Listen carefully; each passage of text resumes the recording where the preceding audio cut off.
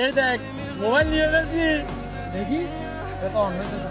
আরে 3000 টাকার মোবাইল, একটু সকালে ঘুটা মারতে হয়। আচ্ছা তোর খবরটা বল।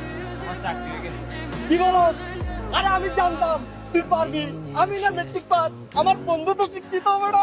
প্রজেক্ট কমপ্লিট হয়ে যাওয়া উপলক্ষে নিয়ে স্টাফদের নিয়ে একটা পার্টি থ্রো করো। Disgusting. Hey you, come here. প্রজেক্টের একটা ডিসিপ্লিন আছে, পার্টিতে নতুন জুতা পরার। স্যার বেতন পাইলে জয়েন না দিতে বেতনের কথা না, তোমাদের অভ্যেস গুলো এরকম কেন? স্যার,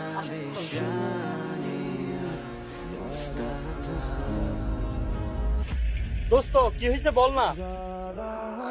পরিবারকে না বলার সমস্যাগুলা বন্ধুদের মন খুলে বলা যায়। চাকরিতে ঢুকতে না ঢুকতে বেতন কিসের, কিন্তু বস তো জানে না বেতন না পাইলে আমাদের পরিবার চলে না, আর ওষুধ চলে না, ছোট ভাইয়ের লেখাপড়াও চলে না। আর এ আছে এক দুটো জুতা নিয়ে। আরে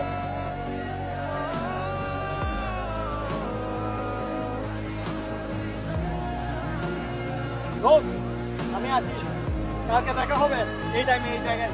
এই কই যাচ্ছ? খারাপ সময় ছিল, বন্ধুরাও পারে না।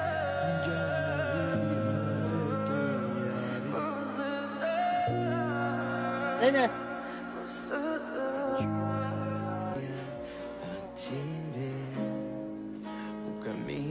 কিরে পিয়াস মিয়া, 2 দিন আগে সব করে মোবাইল নিছ, বিক্রি করতেছ ভাই বন্ধু তো টাকা দিয়ে বন্ধু তুমি কি দেবা? এক জোড়া জুতা নিয়ে। বাবরে কি অদ্ভুত বন্ধুত্ব। শখের মোবাইল। আরে বেতন পাইলে নতুন একটা কিনে দিবি। মনে রাখিস, মধ্যবিত্ত ছেলেদের পাশে আত্মীয় স্বজন না থাকলেও বন্ধুরা কিন্তু ঠিক হয়ে থাকে।